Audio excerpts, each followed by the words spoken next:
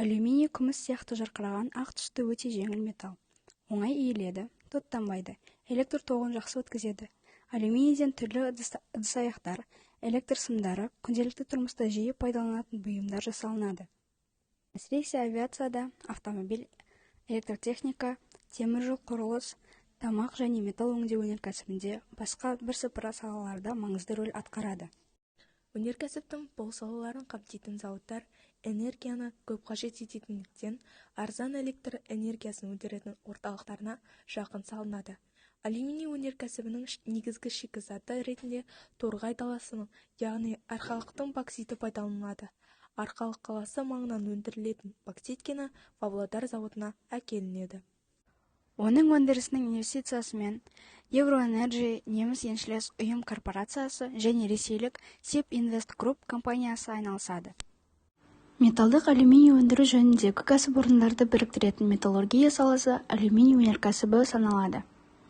Оттек және кремнийден кейінгі кең таралған алюминийдің 0,4% Қазақстанда өндіріледі.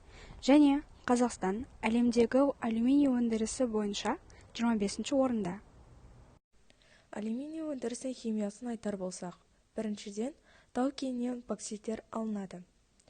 Содан соң клинозем өндіріледі. Яғни бокситті бөлшектеу, су қосу, құрамындағы кремнийді ығыстыру үшін жоғары температурада қыздырады. Келесі кезекте алюминий электролизі.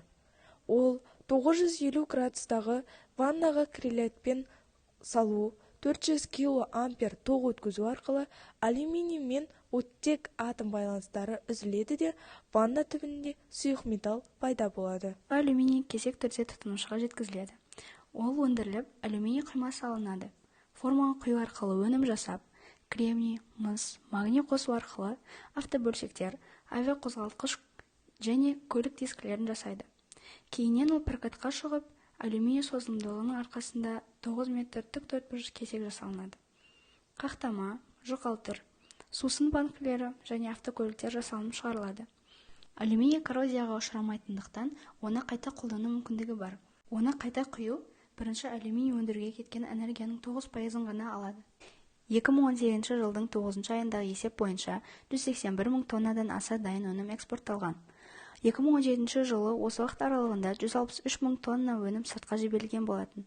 Жалпы біздегі алюминий өндірісінің 90% экспортталады, оның 70% орталық және шығыс Европа елдеріне, 20% Ресейге, ал қалған 10% өзіміздің ішкі нарықты қамтамасыз етеді.